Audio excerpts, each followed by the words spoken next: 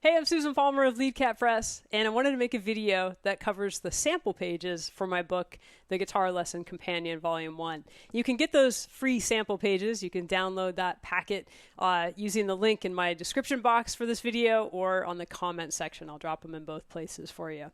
And this video is going to be different than the 5-year free course that I offer, which covers weekly assignments for this book as well as for Volume 2.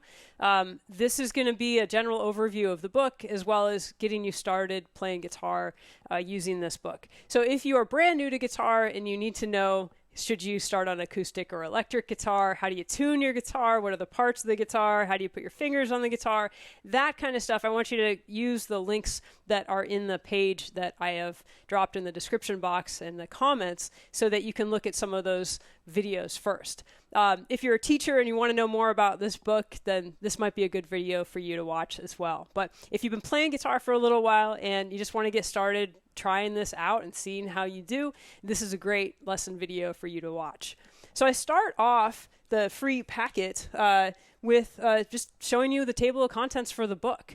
I think it's really important for you to understand that this book is 160 pages. It's broken in 2 parts. The first part is reading standard music notation.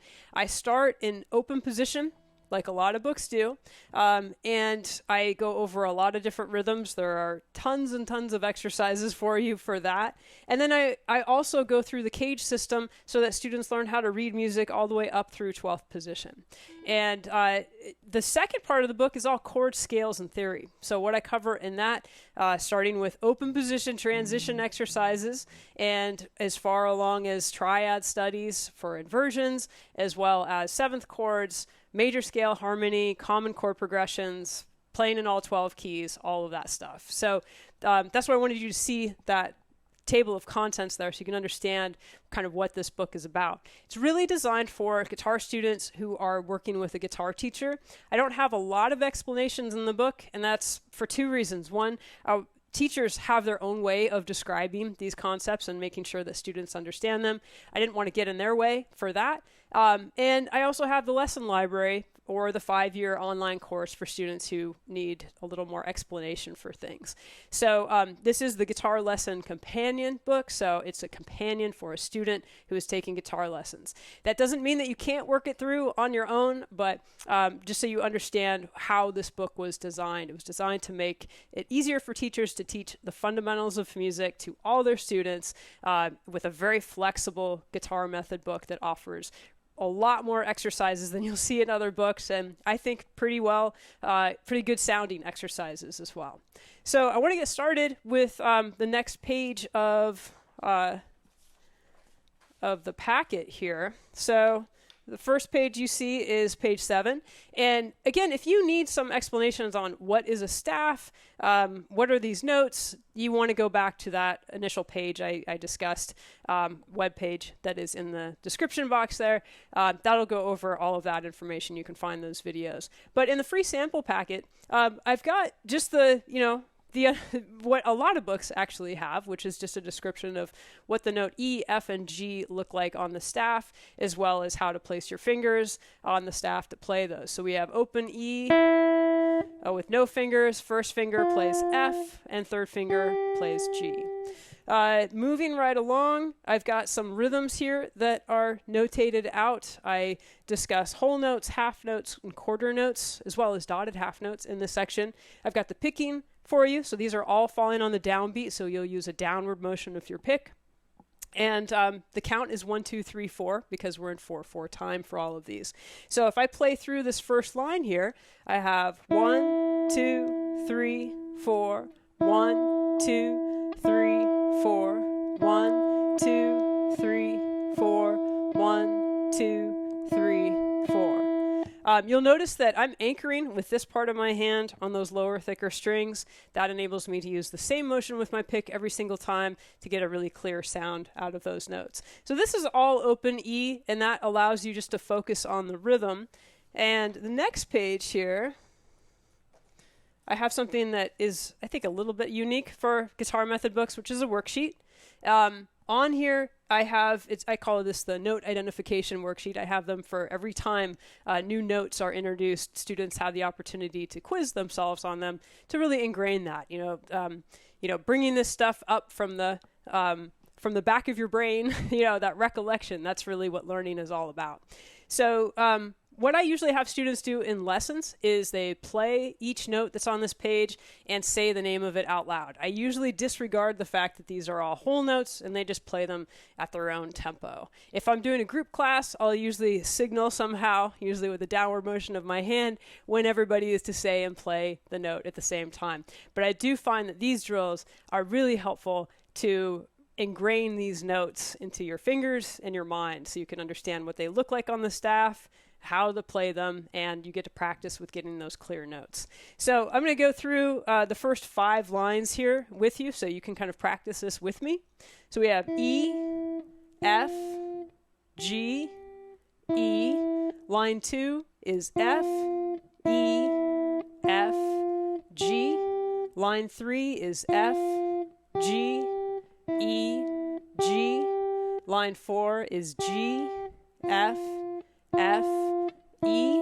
Line 5 is E, G, F, E. Now, lines 6 through 8 give students the opportunity to write those notes in themselves on the staff. It's just another way to reinforce this material. And, I think having these notes just come immediately to your mind, that's what we want. And so having the experience of practicing those in different formats is just going to solidify all that information. So next up we have just a rhythm studies page, and every time I introduce a new rhythm, a new rhythmic type of note, there's a whole page or sometimes 2 pages on that information. So for this one, it's just a study of whole notes, half notes. Sometimes I use this when I'm teaching as a way to explain what these notes sound like, and I think I do that a little bit in the 5-year course that you can check out. So on that, you'll hear, you'll get more information on how to play through that. Moving right along, page 10. This is the culmination of everything that you have learned so far in this section. It covers E, F, and G, and it has an audio track. Now, all the audio tracks are free. They're online, and I want to play through this reading study with you. This is audio track 2, which is on my website under audio track heading. And a couple things I want to point out. You're going to start this exercise by hearing 4 clicks from the audio tracks. You're going to prepare yourself and maybe count 1, 2, 3, 4 with those clicks. The chords are written in here. They're the gray symbols, and your job is to ignore those when you're playing through this study. The reason I have them in there is because I want guitar teachers to have the opportunity to play along with their students, and those chords will be the chords that the band is playing on the audio track. So kind of give you a little more background. What's nice about having these audio tracks to play with is that it gets you used to playing and listening to what's happening, not just with you, but with other musicians. And so that's, why I tried to make these audio tracks fairly realistic and hopefully kind of fun to play through. So again, your job is to ignore those gray symbols there of the chords. You're going to focus on the notes on the staff. At the end of the first line, I have a whole note rest, and you're going to be silent for 4 counts there. And yeah, you're going to play it all the way through to the end with the audio track. So I'm going to put the audio track on, and let's give it a go. 1, 2, 3, 4. 1, 2, 3, 4. 1, 2, 3, 4. 1, 2, 3, 4. Rest. 2, 3, 4. 1, 2, 3, 4. 1, 2, 3, 4. 1, 2, 3, 4. 1, 2, 3, 4. 1, 2, 3, 4. 1, 2, 3, 4. 1, 2, 3, 4. 1, 2, 3, 4. 1, 2, 3, 4. 1, 2, 3, 4. 1, 2, 3, 4. 1, 2, 3, 4. Line 5, 2, 3, 4. 1, 2, 3, 4. 1, 2, 3, 4. 1,